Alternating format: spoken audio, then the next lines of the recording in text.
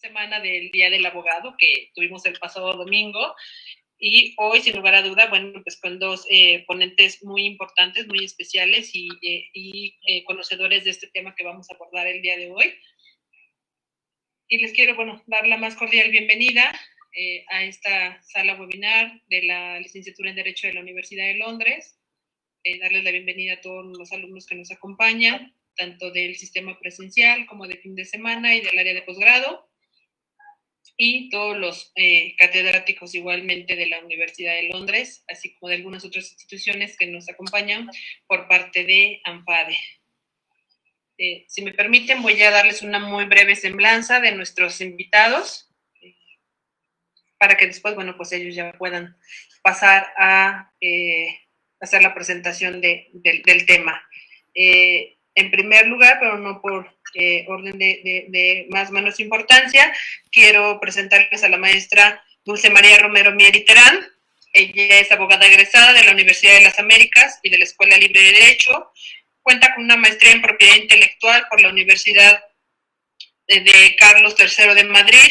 Cuenta con 19 años de trayectoria como especialista en propiedad intelectual, regulación y evaluación publicitaria y protección de datos personales, entre otras materias.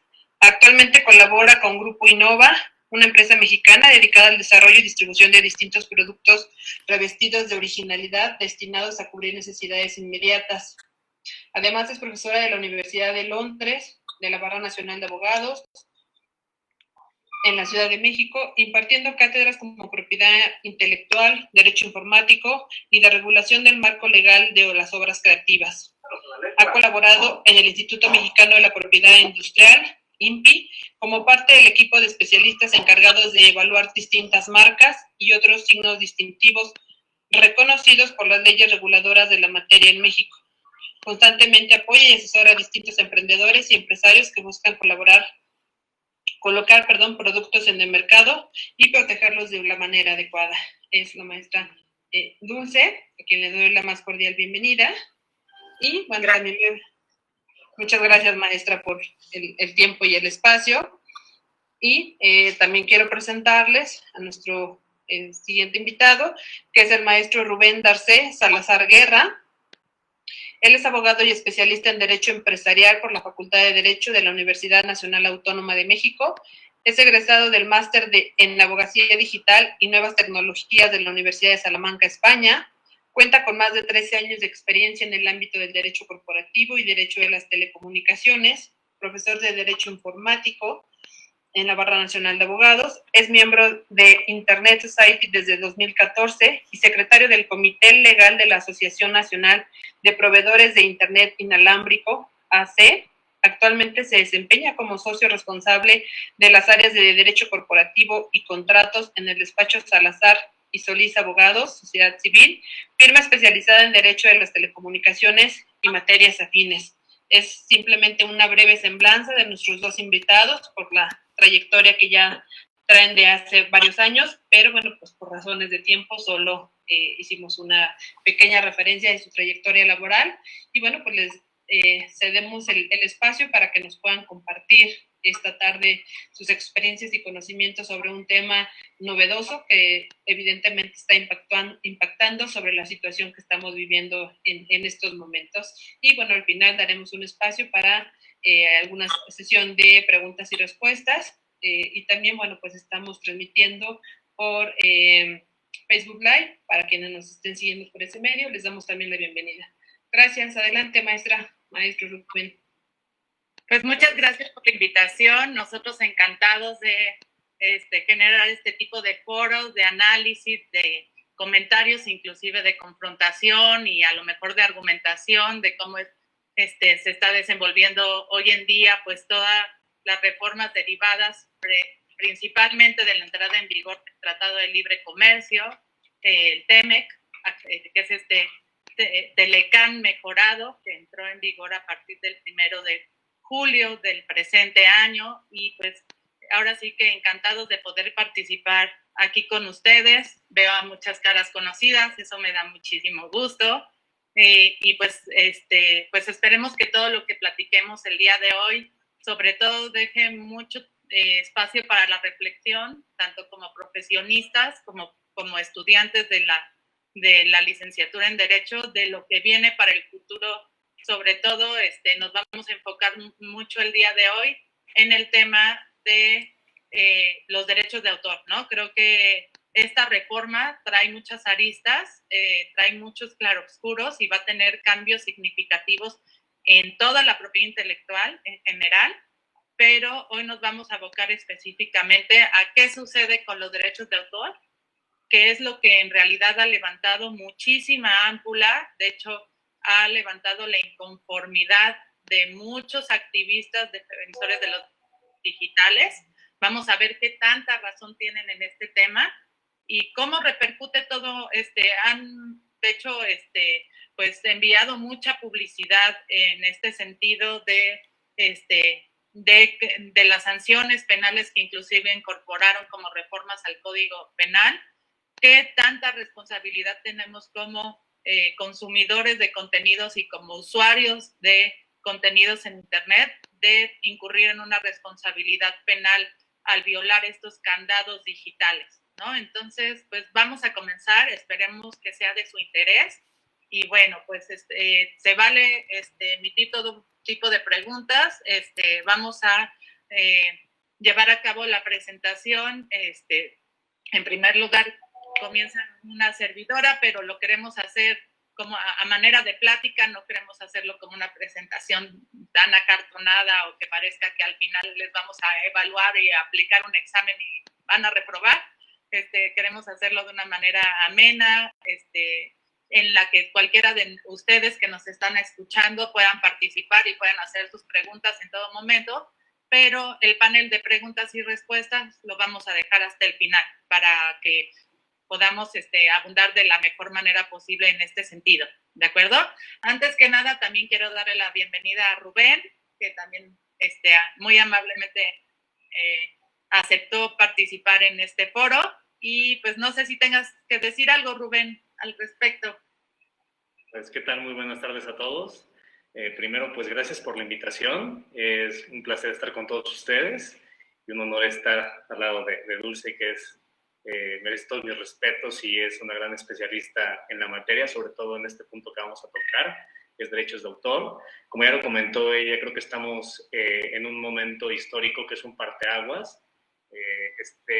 Esta pandemia que nos está tocando vivir nos ha obligado a voltear a ver los medios digitales con más fuerza y sobre todo pues adelantarnos, ¿no?, a una ola que ya venía, que en México ya tiene muchos años digamos estudiando este tipo de temas de derecho digital relacionado con derechos de autor y otros, pero bueno, ahora también nos alcanzó lo que comenta Dulce, que es la entrada en vigor del TEMEC y que es de donde se desprenden todas estas reformas. En primer lugar pues está la reforma que ha comentado a la Ley Federal de Derecho de Autor, la reforma al Código Penal Federal y, bueno, otras dos que se incluyeron ahí también, la nueva Ley de Propiedad Industrial. Bueno, como comentó Dulce, vamos a hacer esto como una conversación y, bueno, te dejo la palabra. Pero bueno, en este sentido, ahora sí ya puedo compartir con libertad y bueno, pues aquí está nuestra presentación y pues nada, comenzamos de alguna manera. Bueno, pues si bien saben, desde hace prácticamente 2 años el gobierno mexicano estuvo renegociando la actualización y renovación de nuestro Tratado de Libre Comercio, de lo que anteriormente identificábamos como el Telecán, ¿de acuerdo? En este sentido, bueno, esta fue una negociación que comienza el gobierno de Peña Nieto, de nuestro presidente Peña Nieto, expresidente, y posteriormente concluye ya el actual gobierno de Andrés Manuel López Obrador. Así, después de varias negociaciones y de varias pláticas, se decide la firma y la actualización del TEMEC, que es este Tratado de México, Estados Unidos y Canadá, y se acuerda que la entrada en vigor entraría a partir del 1 de julio de este año, ¿no? Tiene muy poquito de haber iniciado vigencia. Con ello, pues lo que se busca es una actualización de todos los acuerdos económicos y principalmente comerciales que de alguna manera pues rigen a este país y en principio también establecen una relación muy oportuna con nuestro principal socio comercial, que es Estados Unidos, y por supuesto que también en este sentido una relación óptima con Canadá no nos cae nada mal, ¿no? Es así que derivados de esta renegociación del Tratado de Libre Comercio, pues trae como consecuencia la reforma, digamos ahora sí, con bisturí, vamos a explicarlo así, de leyes en materia de propiedad intelectual, derivado de lo que se establece propiamente en el capítulo 20 de este propio TEMEC, que tiene muchísimos apartados, y de alguna manera se pide una reforma estructural que tiene como consecuencias reformas importantes al Código Penal Federal, la creación de una nueva ley de protección a la propiedad industrial y reformas significativas a la Ley Federal del Derecho de Autor, ¿no? Además de toda una nueva introducción de leyes muy, muy importantes en materia de comercio que vienen a fortalecer pues toda esta relación comercial que tenemos con Estados Unidos y Canadá, y que también trata de pues ponernos en una posición frente a los demás países más efectiva, ¿no? Más activa también.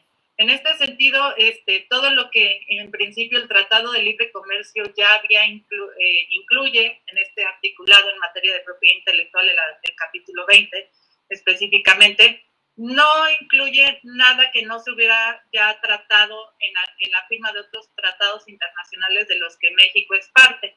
De hecho, pues todo esto también se deriva de la adición que México ratifica al Tratado Transpacífico, ¿no? Que es otro de los tratados sumamente importantes que México ratifica en el año de 2018 y que con ello, bueno, pues se convierte en miembro activo de este bloque comercial que también incluye la presencia por lo pronto de 11 países miembros, aunque tienen muchísimos más, para, digamos, tener una relación comercial con muchos otros países de manera oportuna. En este sentido, pues, de lo que vamos a platicar el día de hoy es específicamente de estas reformas principalmente a la Ley Federal de Derecho de Autor, ¿no? Es en lo que nos vamos a abocar el día de hoy.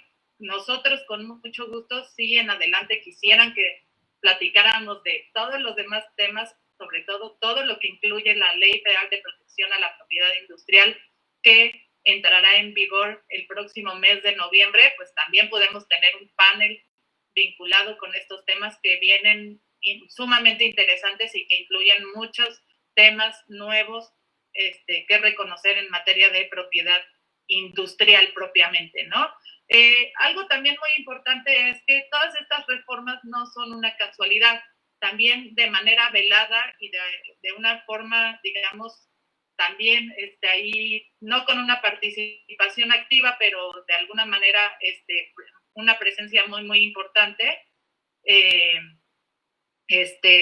También ya se ha estado negociando y ya también no tarda en entrar en vigor un nuevo tratado de libre comercio con la Comunidad Económica Europea, el TLECUEM, ¿no? Entonces también por ahí todo esto va concatenado y va a ir unido de alguna manera a toda una serie de reformas y relaciones político-comerciales que México trata de establecer para fortalecer de alguna manera ahora sí que su economía y de alguna manera garantizar que esta sea un poco más sustentable, ¿no? En este sentido, pues propiamente el Tratado de Libre Comercio establece, como les había comentado en este artículo 20, que tiene muchos apartaditos, pero aquí resumí los que yo siento que son los más importantes en materia de propiedad intelectual.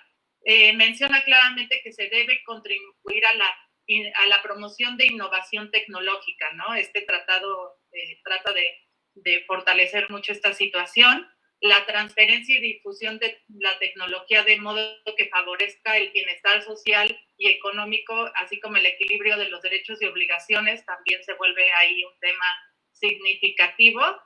Y sobre todo el artículo 20.3-2 menciona claramente todas estas medidas que el propio tratado invita a los Estados miembros a, de alguna manera, a implementar para prevenir el abuso de los derechos de propiedad intelectual en lo particular, para evitar incurrir en prácticas que limiten de manera injustificable el comercio o afecten negativamente la transferencia internacional de tecnología, ¿no? En este sentido. También, bueno, el propio tratado en otros de sus apartados del artículo 20, pues menciona en el 20.8 estos principios de trato nacional, y bueno, este principio de trato nacional no es nuevo, es un principio que ya está establecido en muchos otros tratados, donde pues hablamos precisamente de que todos los Estados miembros van a recibir el mismo trato y no podrán recibir un trato menos favorable al otorgado que sus propios nacionales, ¿no? Otro de los principios que este tratado comercial establece es la creación, esto es muy importante y vamos a ver cómo se va a ir desenvolviendo y llevando a cabo, pero es la creación de un comité de derechos de propiedad intelectual integrado por los 3 países miembros, ¿no? Integrado por un representante de cada estado. Vamos a ver cómo el gobierno mexicano va a determinar quién va a representar a México en este comité, si va a ser el director del INPI, el director del INDAUTOR o el propio secretario de Cultura, el secretario de Economía. Vamos a ver quién. Pero este comité tiene que empezar a operar al año, es decir, entró en vigor el TEMEC el 1 de julio, pues vamos a, este comité va a empezar a operar el próximo 1 de julio de 2021 y vamos a ver qué consecuencias tiene todo esto, ¿no? Respecto al intercambio de información que va a haber entre los países miembros, el fortalecimiento de la observancia de derechos de propiedad intelectual, el reconocimiento de protección en materia de indicaciones geográficas, que este es un tema que no todos los países miembros de la OMPI, de la Organización Mundial de la Propiedad Intelectual, y sobre todo a Europa le ha costado mucho trabajo reconocer. Vamos a ver cómo nos va a ir ahora con las indicaciones geográficas y las denominaciones de origen. Europa está muy interesado en introducir muchas denominaciones de origen e indicaciones geográficas de la comunidad. Vamos a ver cómo se lleva a cabo esto. Y también se fortalece mucho el tema de la cooperación en asistencia a estados distintos de los contratantes en materia de secretos industriales. Vamos a ver de qué manera pues, se fortalece esta condición y vamos a ver cómo va a operar este comité dentro de un año, ¿no?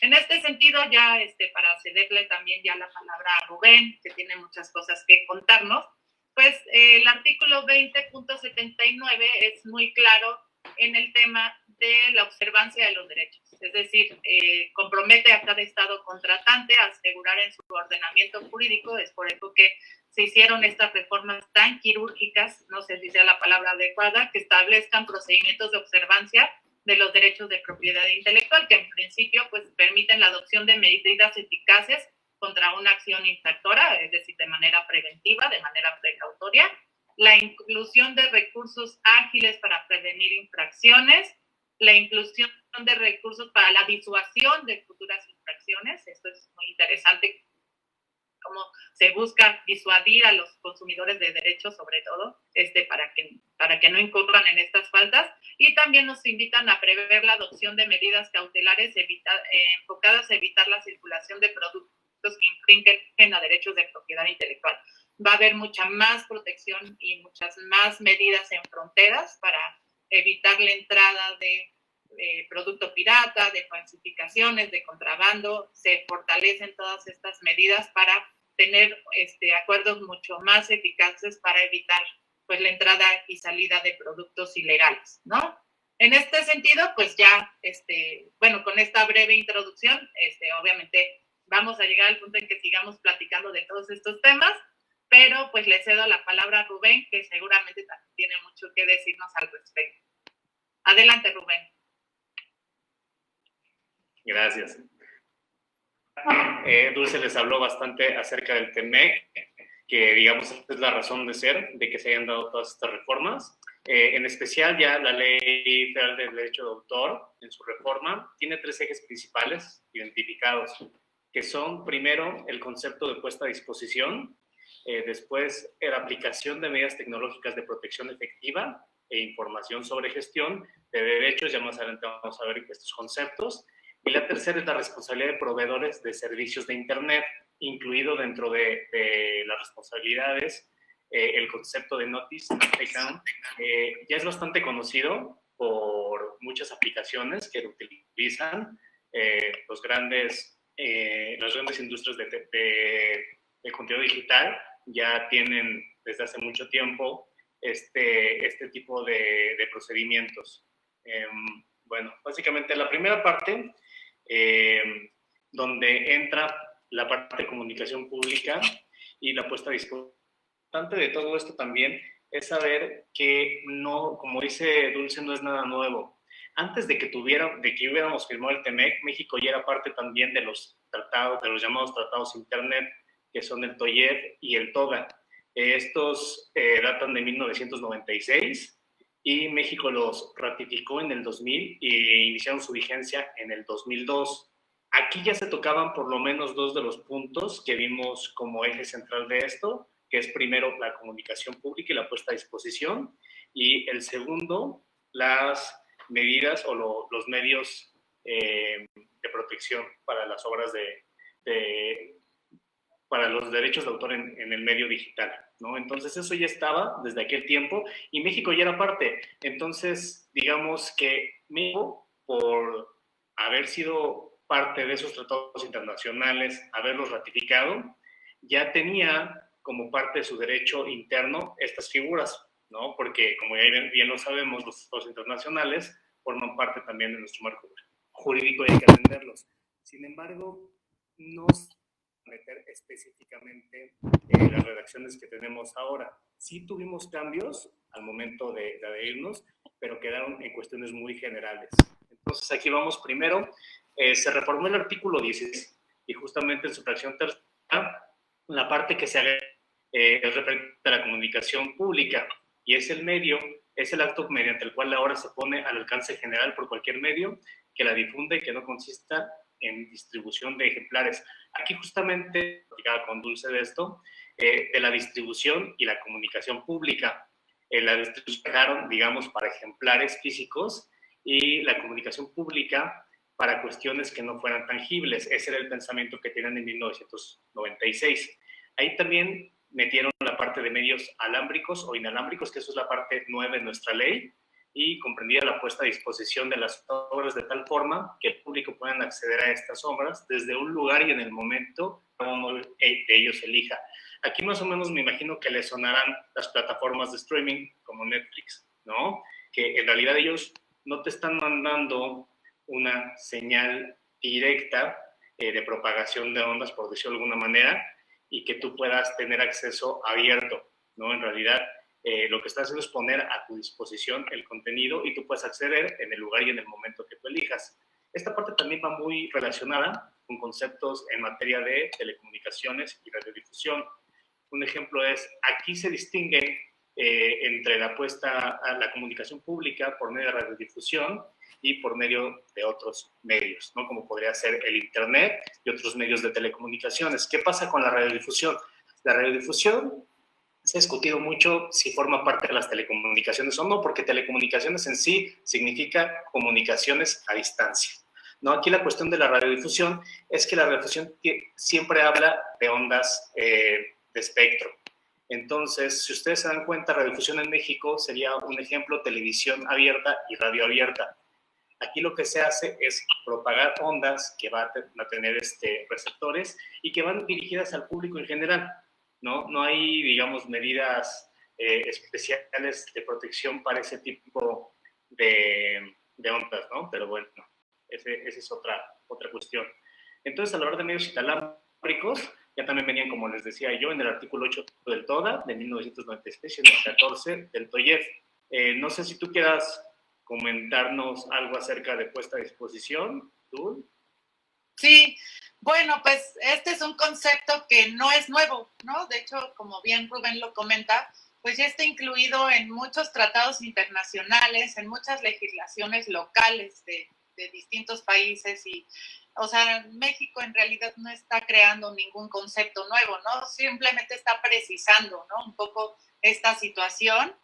Y bueno, creo que una inclusión también importante es el tema de ya empezar a reconocer estos medios alámbricos e inalámbricos, que de alguna manera pues ya estaban, pues trata de precisar un poquito más, digamos que esta ley, con todas estas reformas y adiciones, que bueno, cabe mencionar que esta ley fue la Ley Federal de Derecho de Autor, como ven, no se abroga, se reforma únicamente, y la publicación de nuestra ley fue el 24 de diciembre de 1996, ¿no? Entonces, estamos hablando de que a esta ley le tocó de alguna manera vivir la entrada del primer Tratado de Libre Comercio que firmamos con Estados Unidos y Canadá, ¿no? Y ya venía también de una consecuencia de que México se había adherido a otros tratados internacionales. Entonces, es así por lo tanto que pues la Cámara, el Congreso en particular, no toma la decisión de reformarla porque pues ve que todavía puede soportar, o sea, digamos que tiene muchos de los elementos que simplemente pueden hacer la transición y pueden migrar a este entorno del analógico al digital, ¿no? Vamos a decirlo así. Y que de alguna manera con esta modalidad de puesta a disposición sí puede haber una confusión entre si es una modalidad propia de la comunicación pública, que sería importante definirles qué es la comunicación pública en este sentido, es la presentación de una obra ante un público o un grupo determinado de personas, ¿no? Pero no hay un reparto de ejemplares de la misma, ¿no? Como tal. Ya con la distribución de una obra se puede entender que sí hay una reproducción de la obra y que sí se tendría que de alguna manera en ocasiones entregar un ejemplar de la misma.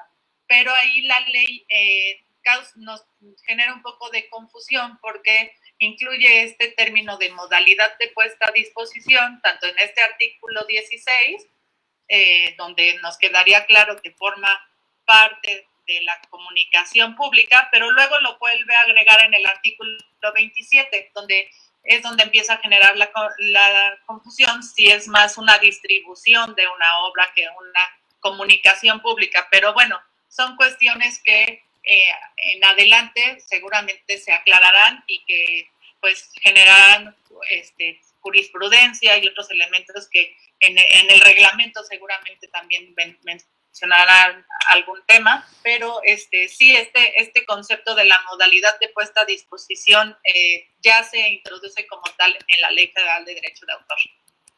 Adelante, ¿te cambio la diapositiva? Perfecto.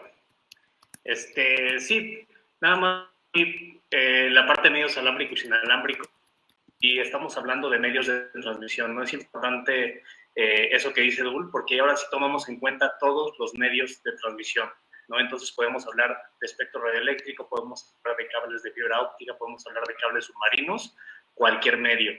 Y eso va un poquito de la mano también con un tema que vamos a tratar más adelante, y esto que dice Dulce de si es distribución o si es comunicación al público, la modalidad de puesta a disposición, por la tecnología que se utiliza también para hacer todo este tipo de transmisiones. ¿Qué pasa cuando llega a un servidor caché, cuando llega a un proveedor de hosting? ¿Qué es lo que está haciendo él? Hacer una copia temporal o permanente del propio contenido protegido por derechos de autor. Entonces es bastante interesante esa parte. Si quieres, pasamos a la siguiente, Dul. Sí. Ok, perfecto. Aquí, artículo 106, también hay varios artículos que se reformaron justamente en esta parte.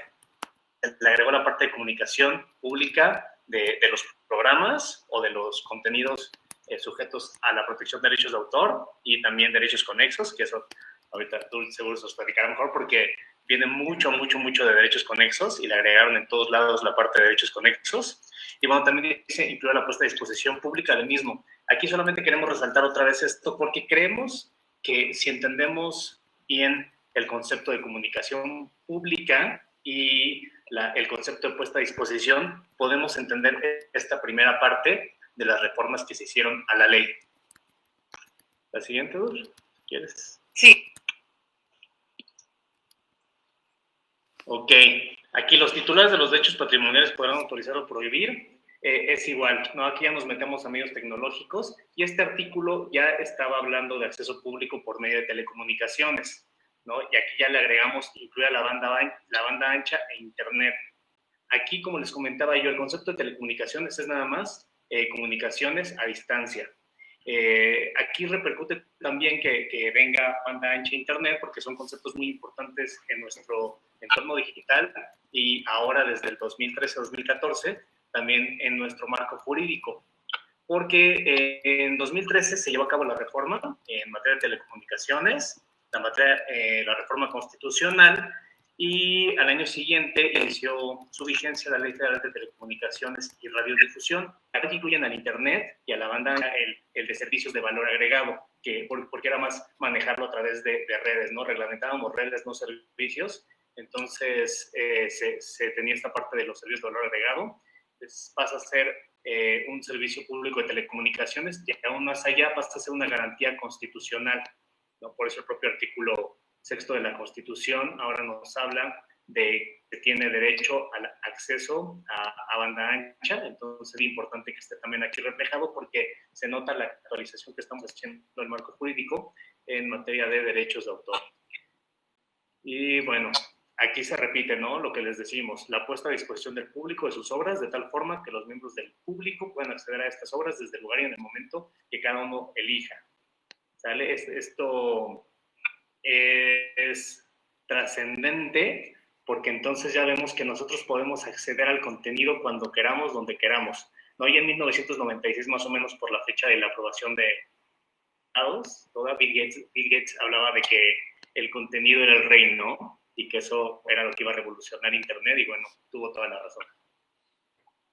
¿Algún comentario acerca de esto, Zulo? Pasamos a la siguiente. Bueno, pues en este sentido, para no perder la continuidad de la presentación, yo les puedo decir que este es el tema, ¿no? Ya se abre la ley a todo tipo de modalidad de transmisión de contenidos, ¿no? Tanto por medios alámbricos como por medios inalámbricos, situación que ya estaba bastante reconocida en el artículo 17 de esta misma ley, ¿no? Pero viene a precisar de una manera, a modernizar, sería como la palabra, ¿no? Entonces ya esta modalidad de puesta a disposición pues nos deja muy claro que ya abre pues el reconocimiento de todas estas obras en el entorno digital, ¿no? Vamos a decirlo así, ¿no? Y bueno, pues entremos en materia, Rubén. Esto es de lo que también nos están preguntando mucho, tienen muchísimas dudas de toda esta publicidad y me imagino que noticias que han leído recientemente en el internet seguramente o en los noticieros o en medios de comunicación en general respecto a todas estas medidas tecnológicas y todas estas consecuencias que va a haber derivadas de violar un candado digital, ¿no? Entonces, no sé si quieras entrar ya en materia para platicar este tema. Comento de este tema. Este es el capítulo, yo creo, más importante de las reformas a la Ley Federal de Derecho de Autor. Todos estos apartados que empiezan a regular de manera muy, muy dura, o sea, la palabra es esta, ha sido una regulación sumamente rigurosa y exigente de todos aquellos personas que, pues ahora sí que consumen contenidos protegidos por derecho de autor en Internet, ¿no? Entonces, lo primero que menciona este artículo 114 bis es estas medidas de protección tecnológica, medidas tecnológicas de protección efectiva. ¿A qué nos vamos a referir con esta medida de protección?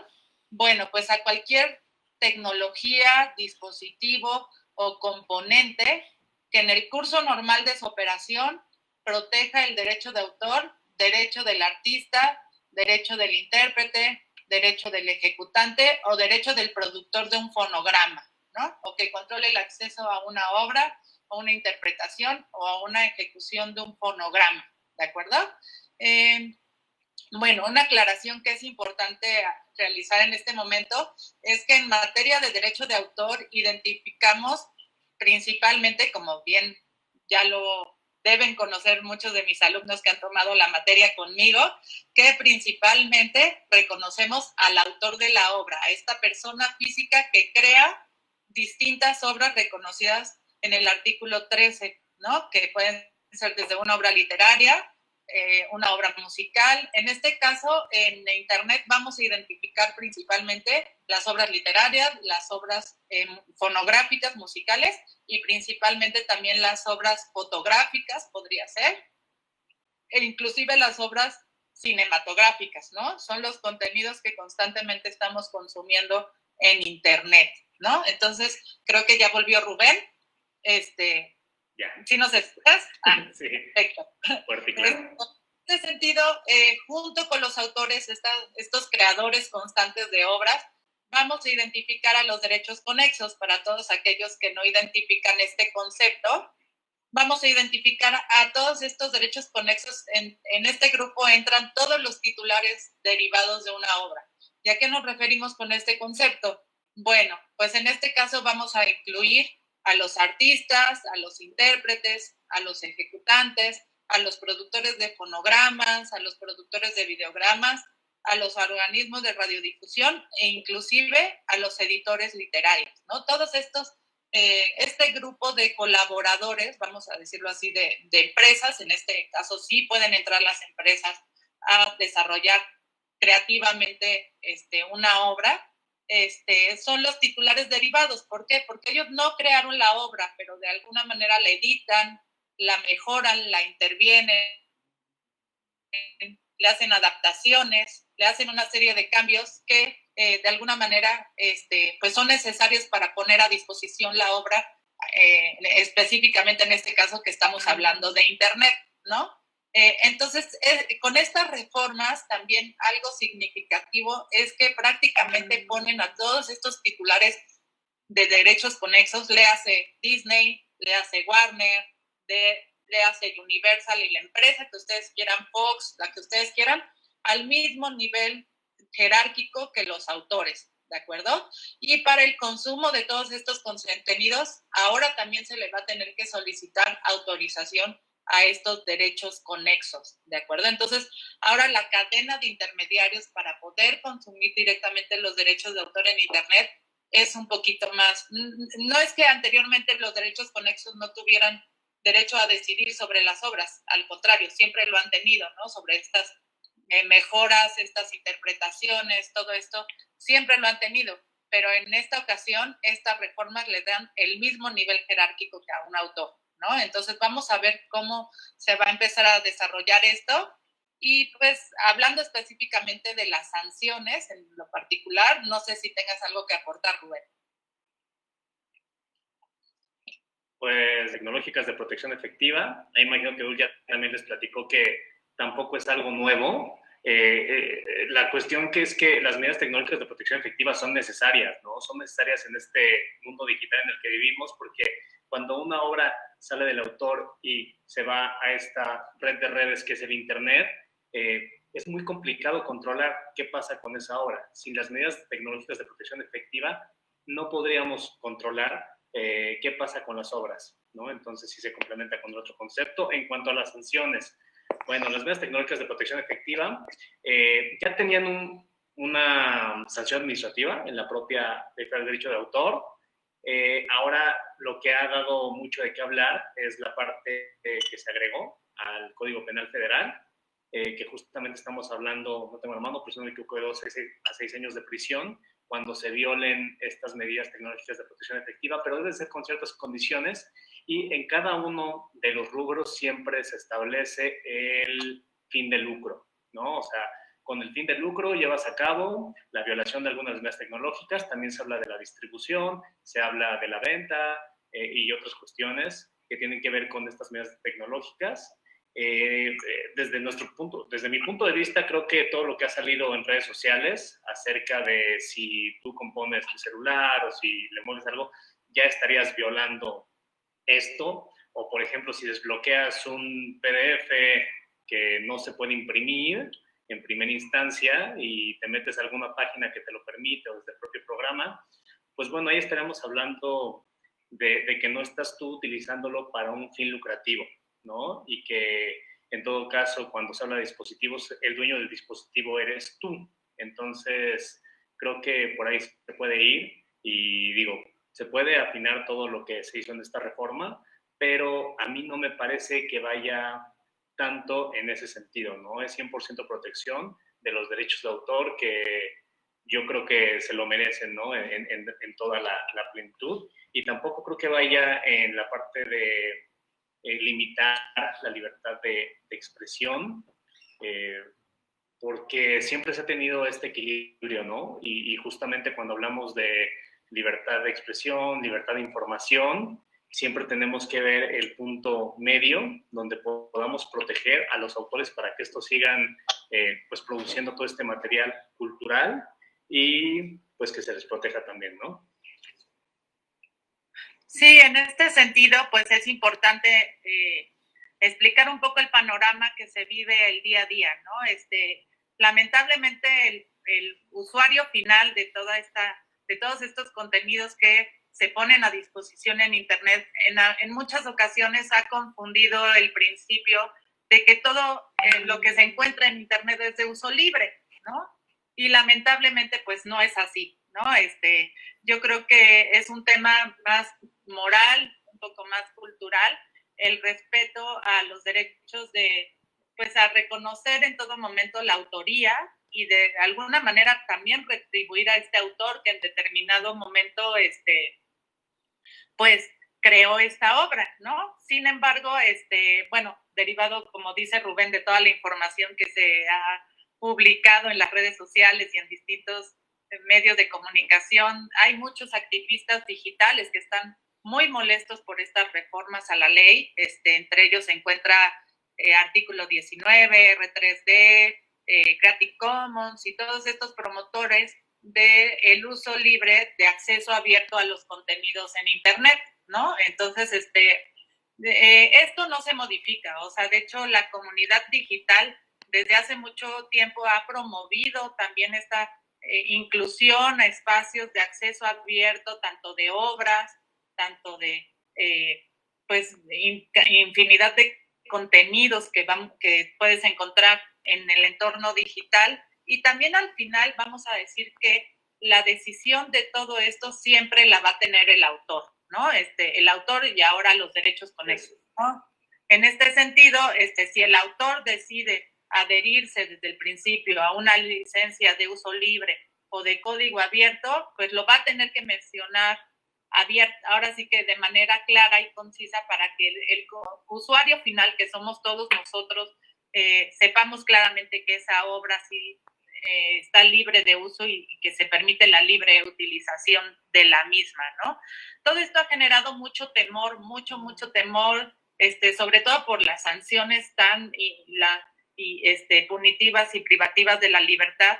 ¿Por qué lo habrá decidido ahora sí que el Congreso así? Es un tema que inclusive pues hay que ser honestos, ¿no? Esta ley se decidió al cuarto para el ratito, como dicen por ahí, el 29 de junio, entonces pues se darán cuenta que si el TEMEC entraba el 1 de julio, pues no había mucho tiempo para decidir. Se presentaron sobre la mesa varias iniciativas y en este sentido, también mucho de lo que se critica es que con la entrada al Tratado de Libre Comercio, se tenían 3 años para discutir todas estas medidas tecnológicas, ¿no? Es lo que también se discute muchísimo, ¿no? Entonces, pues bueno, al final lo resolvieron así, pero coincido con Rubén en que en ningún momento esta ley es violatoria ni de los derechos humanos, ni del acceso a la información, y mucho menos del debido proceso, ¿no? Que también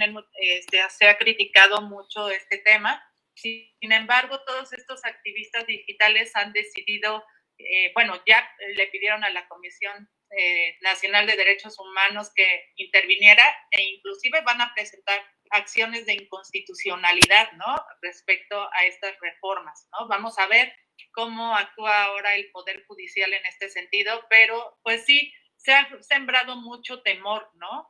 Pero creo que es un tema más bien cultural y de educación, el hecho de entender que no todo lo que está disponible en Internet se puede utilizar libremente y sobre todo algo que comentó muchísimo Rubén, siempre y cuando se busque el ánimo de lucro, ¿no? Porque desde antes de la reforma, nuestra ley ya establece límites y excepciones al uso de los derechos de autor, ¿no? Que se establecen claramente en el artículo 148 de nuestra ley, que es este derecho de cita, este derecho a fotografiar las obras que se encuentran en la vía pública, a esta crítica científica y de investigación, que también está reconocida, difusión de temas de actualidad, o sea, no, lo que quiero también comunicar, yo sé que muchos compañeros que están aquí reunidos son profesores, no teman de compartir contenidos reconocidos por el derecho de autor, simplemente hay que hacerlo de la forma correcta, ¿no?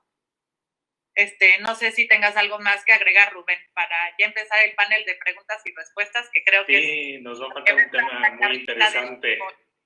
Sí. Pues nada más, justamente agregar que inclusive hay legislaciones que ya tienen también dentro de su sistema jurídico medidas tecnológicas de protección efectiva y como lo comenta Dulce, lo vinculan directamente con estos límites al derecho de autor, ¿no? En la propia redacción de los artículos que hablan de las medidas efectivas, nuestra ley también trae algunas excepciones, pero no van enfocado a esos puntos, pero sí hay legislaciones que lo vinculan directamente a las limitaciones que en su legislación se tengan al derecho de autor, ¿no? Entonces yo creo que, como dice Dulce, aquí una no excluye a la otra, ¿no?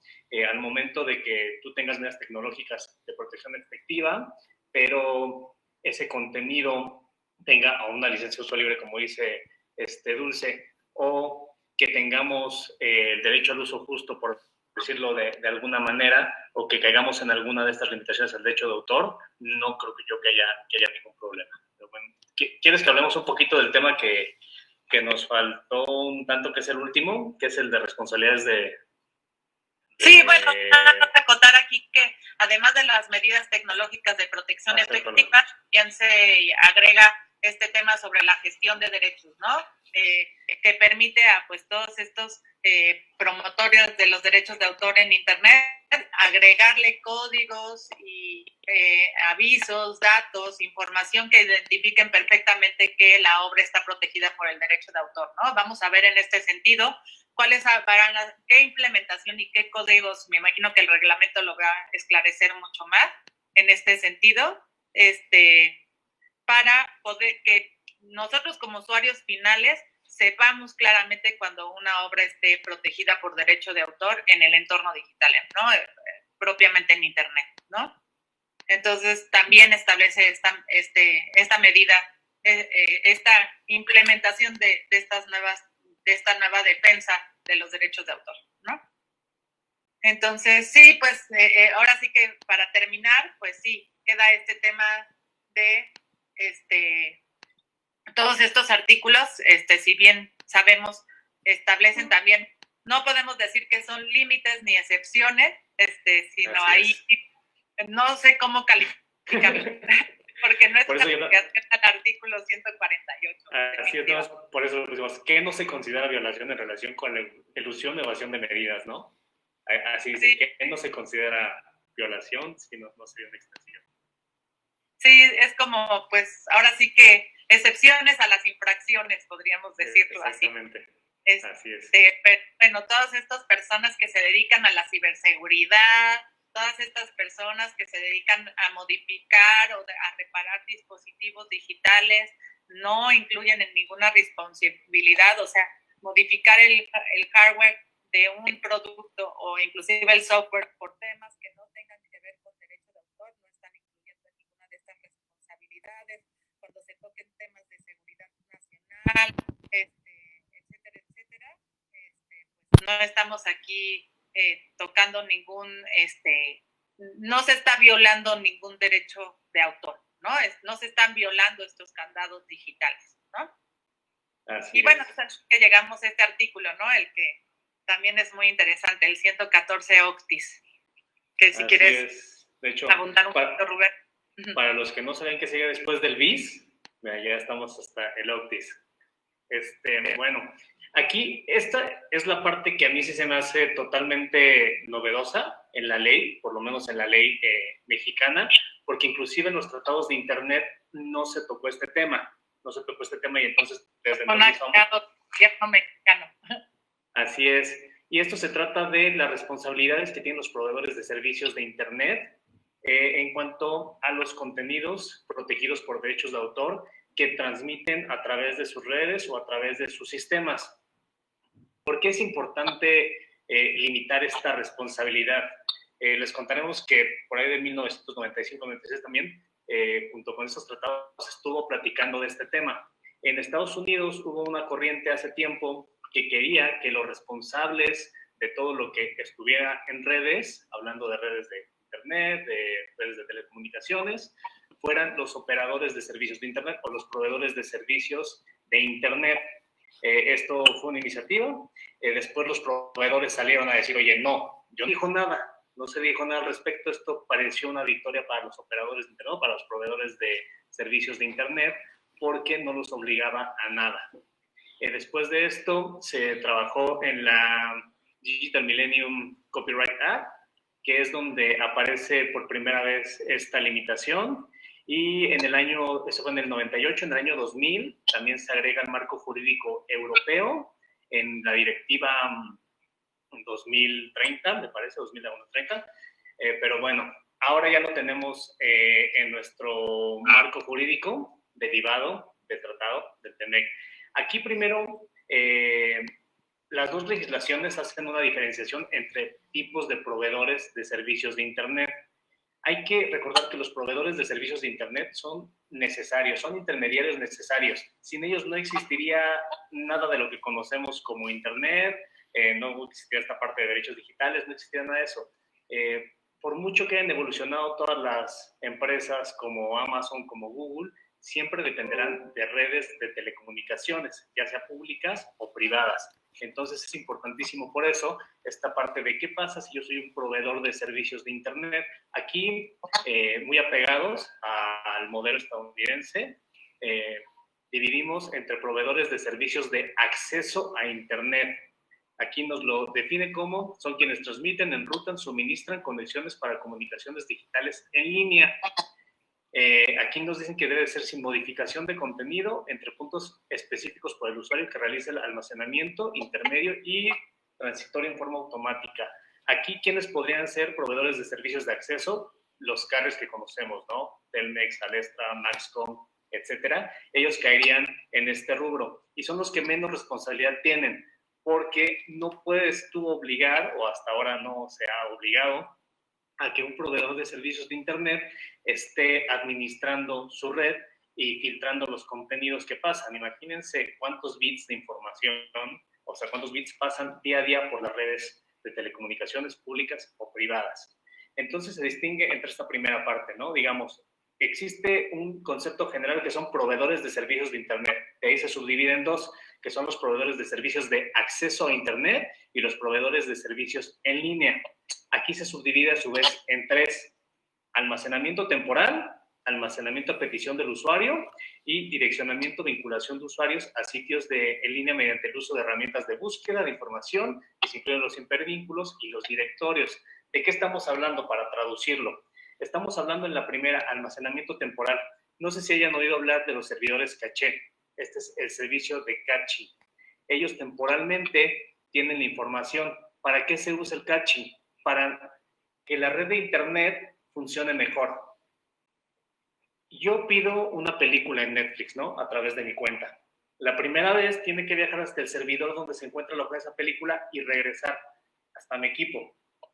Otros lo empiezan a hacer, esa película empieza a solicitarse mucho. Entonces, en lugar de irse hasta el servidor, se queda en un servidor caché que está en un lugar intermedio entre el servidor original y el mío.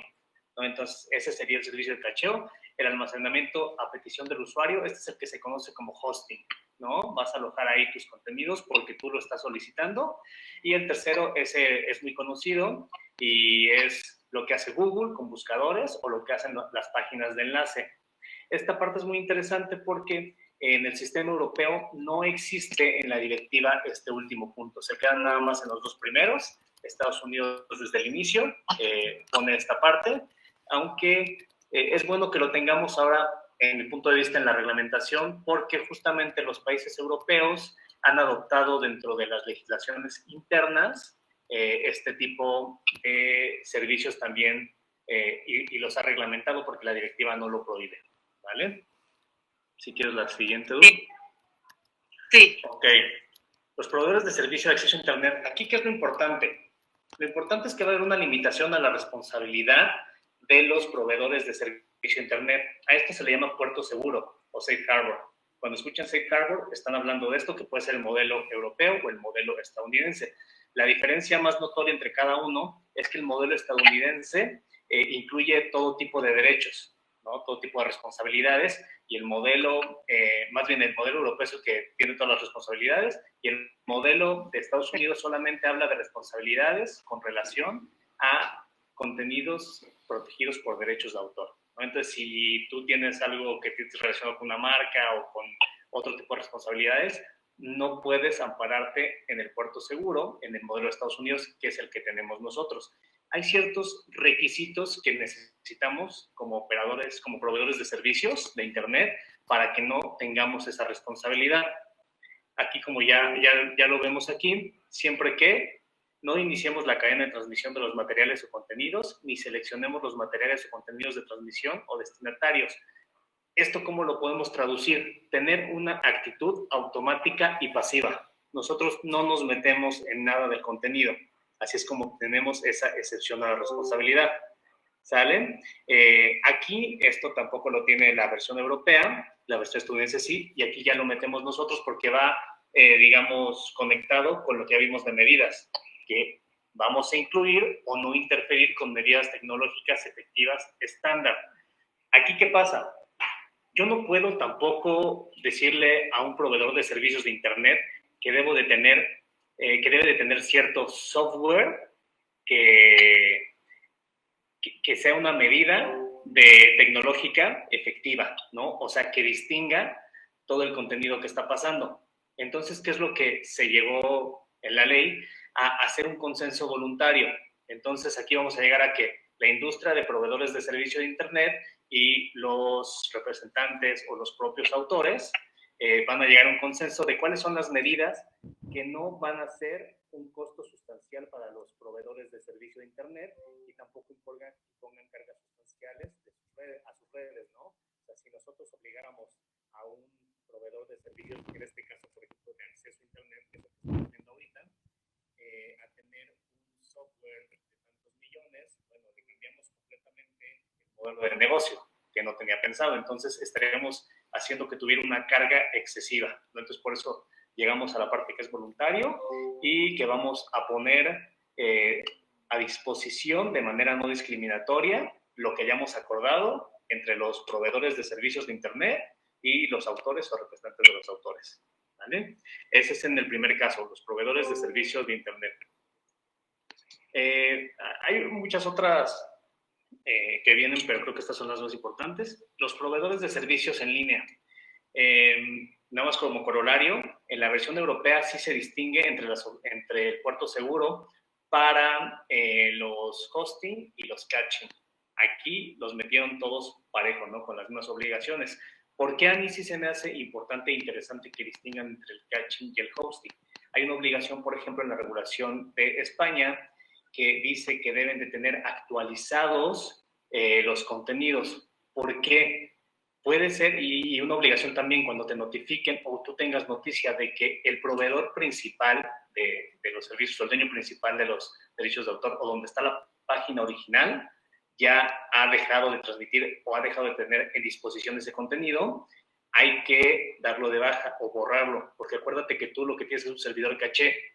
¿Qué pasa si tú tienes en tu servidor caché todavía una versión antigua por minutos, por horas o por días de una página que está del otro lado a la que ya le ordenaron bajar cierto contenido.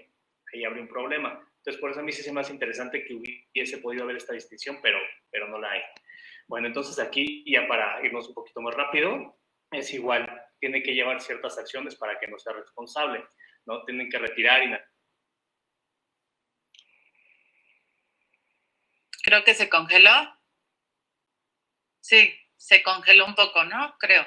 Habilitar, suspender unilateral. Tenemos que notificar cualquier bajada de contenido. O sea, yo no puedo bajarlo y no tratar por lo menos, ¿sí me escuchan? Sí.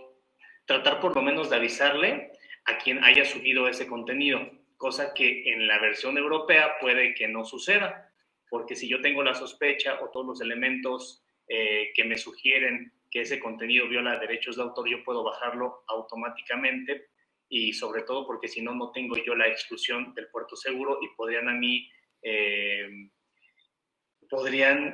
reclamarme una responsabilidad, ¿vale? Entonces, también deben de tener una política de terminación de cuentas que hayan infringido reincidentemente.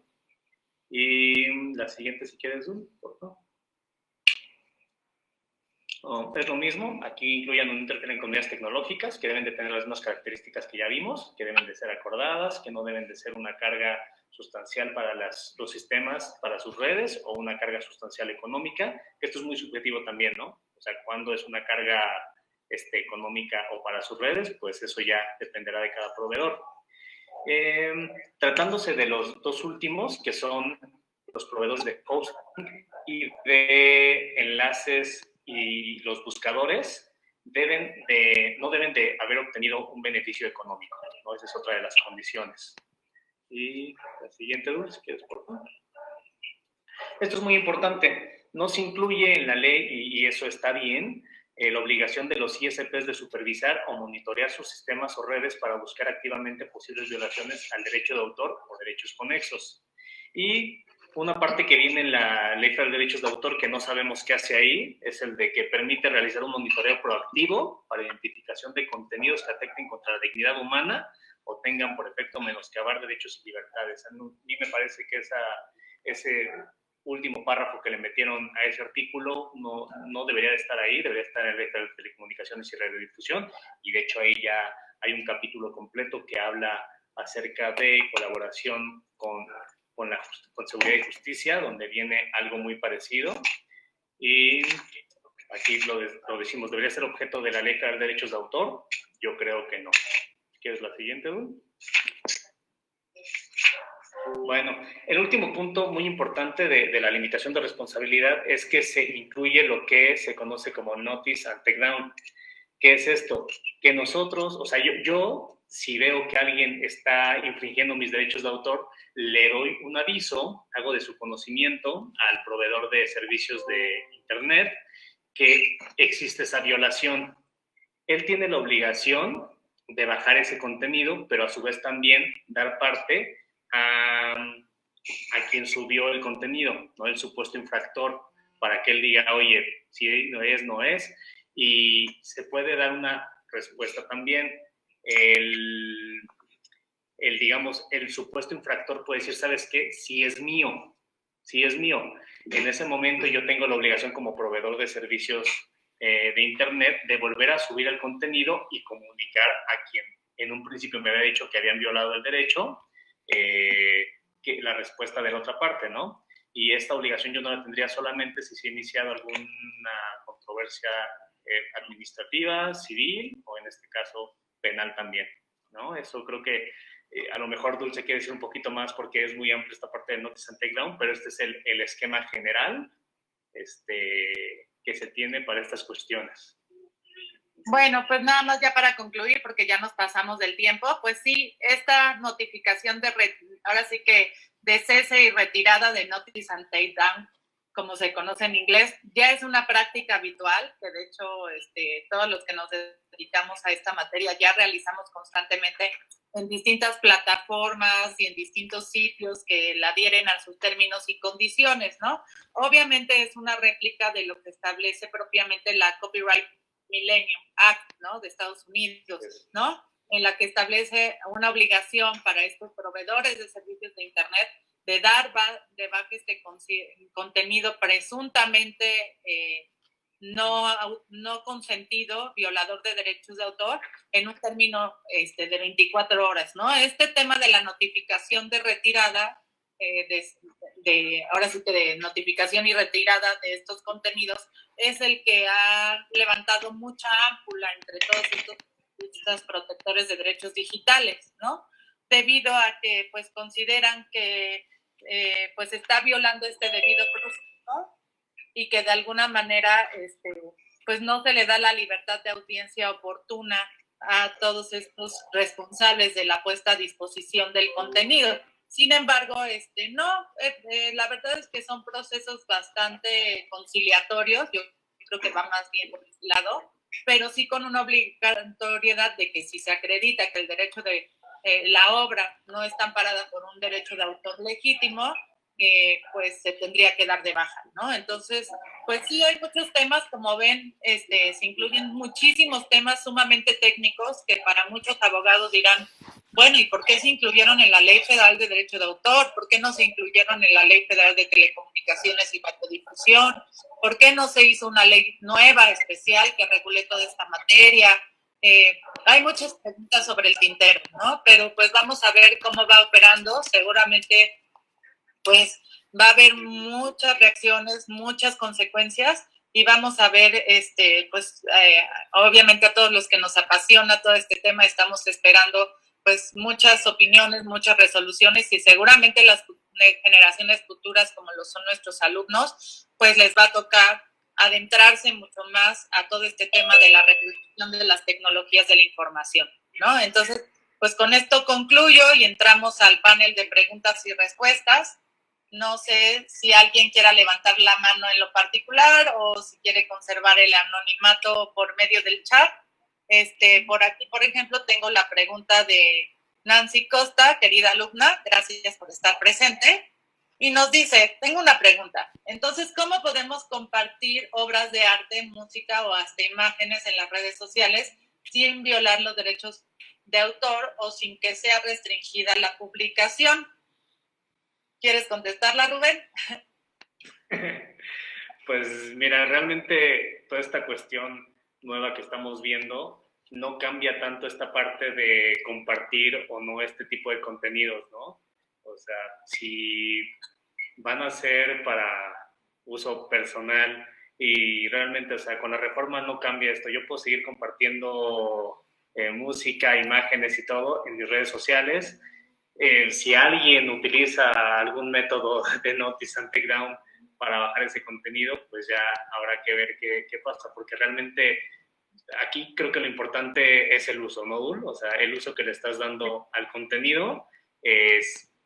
Mickey es de Disney, ¿no? O sea, así, tal cual podemos plantearlo, y sí tiene, pues, derechos sobre él, ¿no? Y así como muchos otros personajes. Entonces, aquí también hay que entender la lógica de la industria, yo creo, ¿no? Hay muchas cuestiones que se comparten día a día en redes sociales, a través de internet, a través de redes también privadas, que a las empresas les conviene muchísimo, ¿no? Que se estén compartiendo.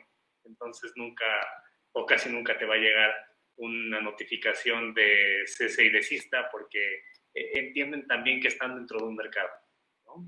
¿Tú, Dul, qué opinas? Así es. Bueno, pues siempre y cuando utilices esta obra conforme a los límites y de manera legítima, yo creo que no vas a tener ningún problema, no te van a meter a la cárcel, en principio, y sobre todo, pues siempre cerciorarte, o sea, creo que es importante que siempre verifiquemos que esa obra que consumamos en el entorno digital no restrinja de alguna manera este uso o esta reproducción de la obra de manera clara, por medio de la gestión de algún derecho o de la aplicación de una medida tecnológica. Y en ese caso, si violamos el candado, pues obviamente sabemos que estamos cometiendo un acto ilícito, ¿no? Entonces, que ahora va a ser mucho, el tema es que ahora va a ser sancionado por penalmente, ¿no? Entonces, sabemos cómo se llevan los procesos aquí en México y pues sabemos nuestra realidad. Entonces, yo creo que todas estas medidas y los alcances penales fueron para disuadir de alguna manera a los usuarios, a los consumidores, a realizar todo este tipo de actos violatorios, pero insisto, finalmente cuando se persigue el ánimo de lucro, ¿no? Es lo que más se va a restringir, ¿no? Por ahí veo que también empiezan a colocar más preguntas. A ver, si quieres te leo. En caso de una reparación de un equipo electrónico, si se cambia un componente por uno igual y no se modifica el software o el firmware o versión del dispositivo con la cual fue vendido, entendería que no se violan candados digitales ni afecta a la propiedad industrial del fabricante y no habría ningún problema, independientemente que se cobre el servicio de reemplazo, pero no se modifica el software o el firmware. Sí, exactamente.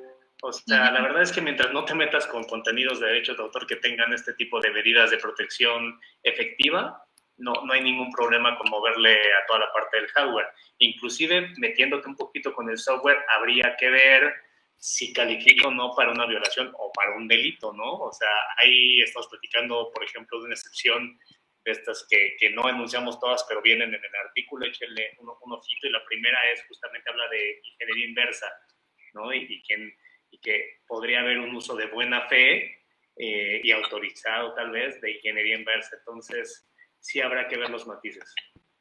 Así es, se tienen que ver los matices y también es importante remarcar este punto. La ley insiste en todo momento en hablar de la buena fe, ¿no? O sea, siempre y cuando tú lo hayas hecho de buena fe, puedes entrar dentro, insisto, no sé cómo calificar estos límites, excepciones, evasión, ahora sí que es excepciones de una infracción, ¿no? Sería la calificación correcta, pero es muy, muy insistente en que buena fe se presume, ¿no? En todos estos casos, ¿no?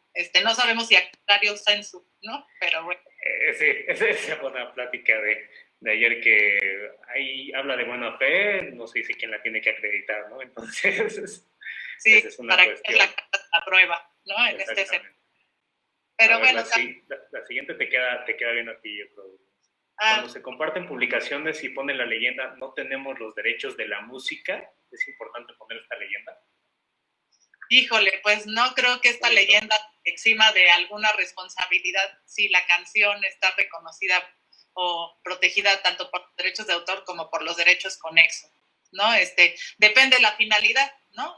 Volvemos a, obviamente si forma parte de una publicación de código abierto con fines docentes o no sé, podría haber muchas excepciones, muchos límites, pero en principio no. Yo creo que sí te podría dar un buen susto estar poniendo a disposición música sin derechos, ¿no? Sí. Por ahí también Aldo pregunta, esa va perfecto para ti, ¿se empezarán a usar más los VPNs? Pues mira, usar más, pues yo creo que sí, ¿no? Siempre las redes privadas virtuales han sido un gran problema en esta cuestión de derechos de autor. De hecho, hay un estudio, digamos, específico de esta cuestión de transmisión de datos peer-to-peer y a través de VPN. Yo creo que sí se empezarán a usar más, ¿no? O sea, la gente que teme a este tipo de cuestiones, sí las empezará a usar más, aunque no sé qué tanto se dispare, ¿no? Porque te digo que ya entendiendo bien el sentido de las reformas, no creo que sea un tanto más, bueno, sí será un tanto más punitiva, pero para la gente que de por sí lo utiliza para violar derechos de autor, ¿no? Lo que platicábamos ayer es que, pues de lo que se trata justamente esto de que te pongan, oye, de 2 a 6 años de cárcel, tanto multa, ahora es administrativa, también la vía civil, también la vía penal, pues es desincentivar, ¿no? Es que se respeten este tipo de derechos. Y la verdad es que ya, como decía también Edul, ya hay demasiados tipos de licencias, ¿no? Están los Creative Commons, están software de código abierto, hay otras cuantas que si el autor de la obra decide o es su voluntad que tú lo tengas, ahí va a estar, ¿no? En caso de que no, pues creo que es completamente respetable y que se tenga que dar una contraprestación por el uso de las obras, ¿no? Así es. Por aquí también, acá, Daniela Manso, gracias por acompañarnos. ¿Creen que sea benéfico o en su caso perjudicial a su punto de vista? ¿Qué tendría que agregarse o eliminarse a estas nuevas aplicaciones legales? Híjole, yo tengo muchos comentarios. Pues yo creo que sí tendríamos que haber abundado un poco más con todo este tema de las políticas de fair use, del uso justo de las obras, ¿no? Creo que ahí podríamos haber abundado bastante con este tema. Y yo creo que sí, pues básicamente para dejarlo ahí y no estar una hora más aquí, temas y excepciones respecto al fair use, ¿no? No sé, en tu caso, Rubén, ¿qué hubieras agregado a esta reforma? Pues mira, yo hubiera agregado claridad, ¿no? Sí, Sobre la técnica legislativa y claridad, porque la verdad los invitamos a que lo lean, sobre todo la parte de excepciones a la violación de los medios efectivos y las medidas efectivas, y en verdad que sí tienes que leerlo varias veces para que te quede más o menos la idea de lo que están tratando de decir. Otra cuestión es, pues, mira, a mí me interesa mucho esta parte de los proveedores de servicio de Internet porque es importantísimo en este momento que no colapsen sus redes, que no colapsen sus servicios, porque como yo les decía, es el intermediario necesario 100%. Entonces tal vez aclarar un poquito esa parte y sí hacer la distinción entre uno y otro. Y bueno, ver también qué viene, porque les contaré ya más para el último comentario que esta directiva, un poquito de las que le hablé, del modelo europeo, está por desaparecer. En el 2021 entra en vigor una nueva directiva que es muy, muy, muy dura con los proveedores de servicios de Internet. Inclusive ya habla de tener licencias de puesta a disposición de los contenidos que vayan a pasar por sus redes o por sus servidores. Entonces, habrá que estar viendo también para allá, porque eso seguro también va a ser un comentario que va a salir, que estamos siendo muy flexibles con los proveedores de servicios de Internet con esta reforma, ¿no? Porque la verdad es que sí les quedó todavía el puerto seguro ideal. Sí, por ahí también nos preguntan, dice, Denise está muy participativa, lo cual agradezco muchísimo. Dice, dice Denise, en el supuesto de realizar una publicación, ya sea en redes sociales o en algún otro medio de comunicación, ¿sí sería importante citar al autor para no irrumpir en un delito? Sí, estos límites de siempre respetar el derecho de cita que establece el artículo 148 de la Ley Federal de Derecho de Autor se tiene que reconocer en todo momento. ¿De acuerdo? Y siempre y cuando sea una parte significativa de la obra y no se modifique la misma. Esto es muy importante. ¿De acuerdo? Y bueno, ya para concluir, porque me imagino que muchos tienen clase, dice, grupos, este es de Pablo Albarrán. Gracias, Pablo, por estar aquí siempre con este tema que te apasiona tanto. Grupos indígenas que ya en varios países están teniendo autonomía para el cultivo y creación de ciertos materiales típicos de cada región y de qué manera se impulsa sus licencias y patentes para que no se les dé un mal uso o violente su derecho, como en el caso que está en el proceso de las modificaciones genéticas a los cultivos.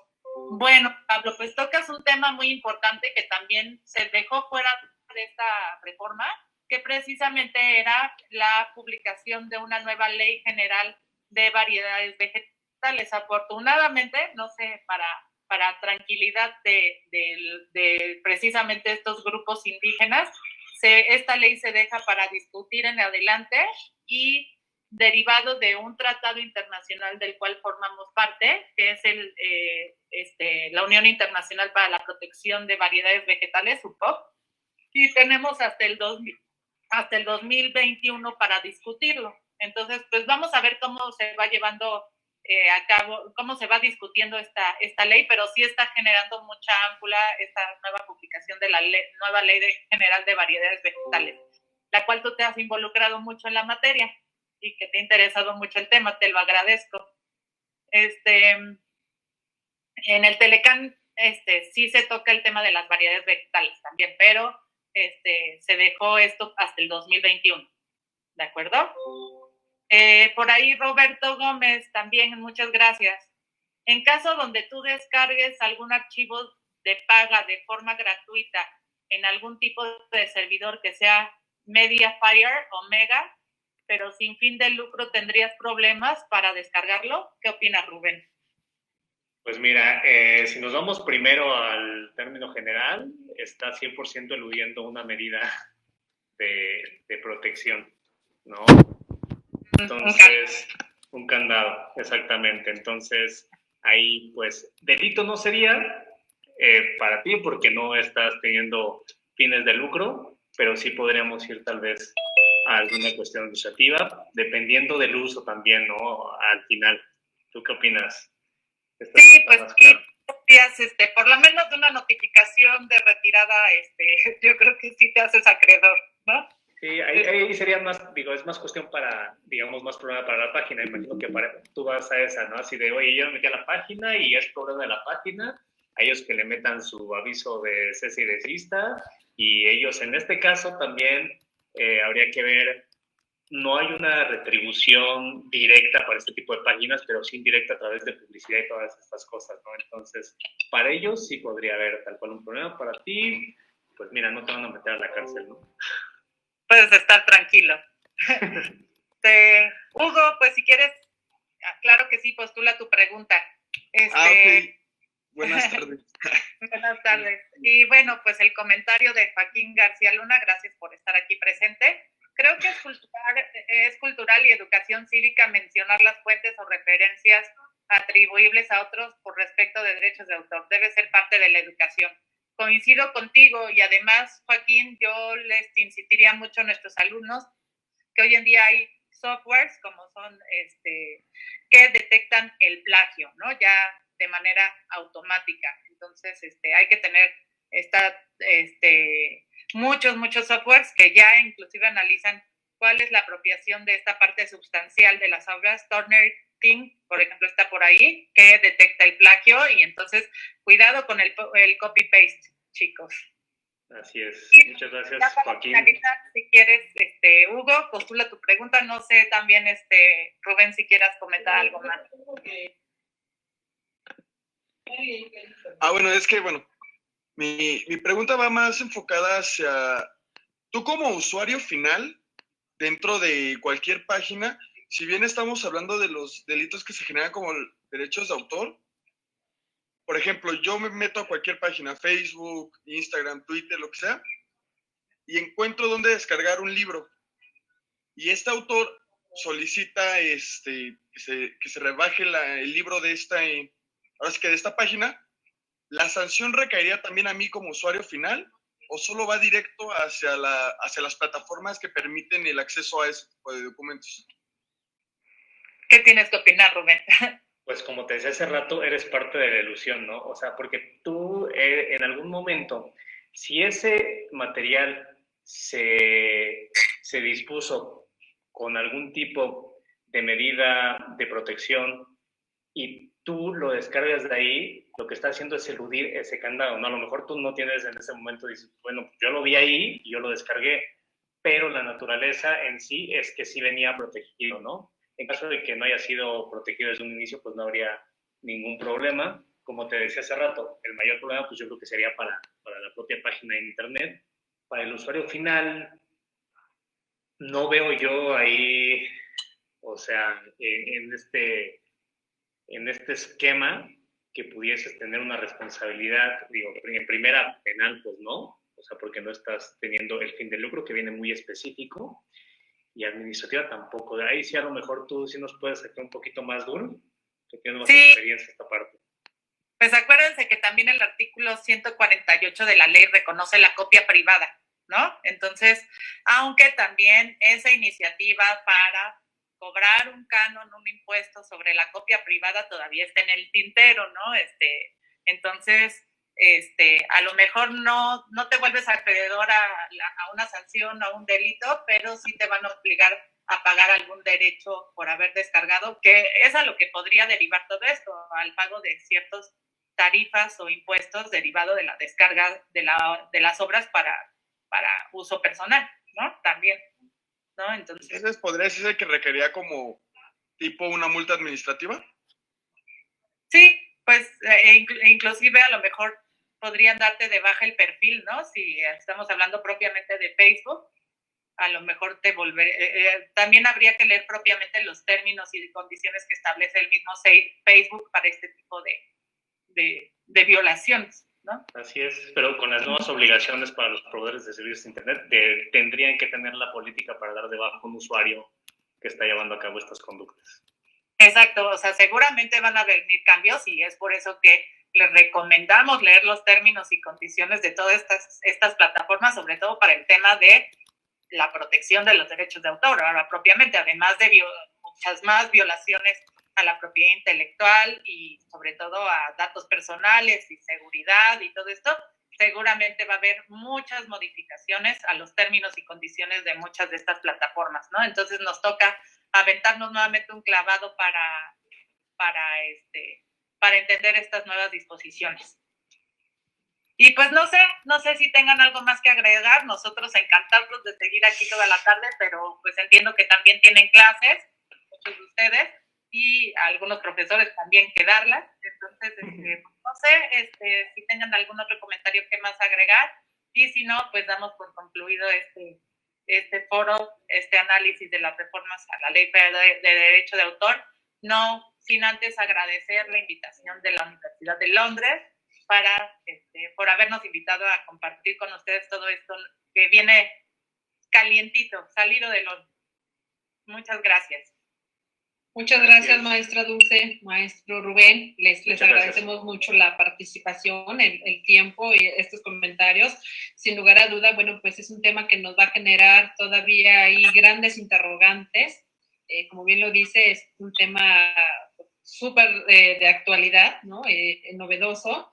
Y bueno, pues nos da gusto que nuestros alumnos pues estén al pendiente de estos temas. Ponemos aquí a nuestro alumno que participó con la última pregunta, alumno egresado, y que sin lugar a duda nos da gusto que sigan al pendiente de lo que se sigue haciendo dentro de la universidad para ellos. Ayer quisiera yo retomar un comentario que hacía nuestro ponente sobre la extinción de los abogados, ¿no? Y lo hacía haciendo referencia a que pues nos estamos extinguiendo, al menos como los abogados tradicionalistas que veníamos manejando la cuestión jurídica, la cuestión del derecho, y creo que este tema pues es una prueba de ello, ¿no? En el área que tienen todos nuestros alumnos, todos los abogados de hoy en día para incursionar en esta área del derecho, que si bien es cierto no es nuevo, pero que dada la situación que estamos viviendo, pues nos ha llevado en muchas áreas, en muchos ámbitos, muchas dependencias, a acelerar el trámite, acelerar cuestiones en línea, juicios en línea, tribunales electrónicos. Pues me parece que hay mucha información en esta materia, que yo invitaría a nuestros alumnos y egresados y maestros también que pudieran seguir investigando, porque me parece que aquí hay mucho campo laboral, ¿no? Se habla de los nuevos abogados o de la nueva comunidad de abogados digitales de las que forman parte nuestros invitados el día de hoy. Hay muy pocos todavía en esta área, en este sector. Creo que hay mucho por hacer, mucho por aprender, y que vean nuestros alumnos que el derecho de autor pues es una materia que sin lugar a dudas se relaciona con muchas otras materias que van de la mano, ¿no? Que tienen que ver con derecho internacional, ya sea público o privado, con derecho constitucional, la parte de derecho penal en algunos casos, la parte de derecho fiscal, derecho informático. Entonces creo que hay muchas áreas todavía en las que podemos encontrar y tenemos que explorar, incursionar como abogados. Entonces, chicos, yo los invito a que se sigan preparando, que aprovechen estos espacios, aprovechen a sus maestros, a nuestros invitados, los ponentes, para que pues podamos seguir creciendo y dignificando esta profesión. Les agradezco de nuevo a nuestros invitados este espacio, y bueno, pues darle las gracias a todos quienes se conectaron a través de esta plataforma y a través de las distintas redes sociales, y pues esperarlos mañana de nueva cuenta con un tema también, ¿no? de actualidad, ¿no?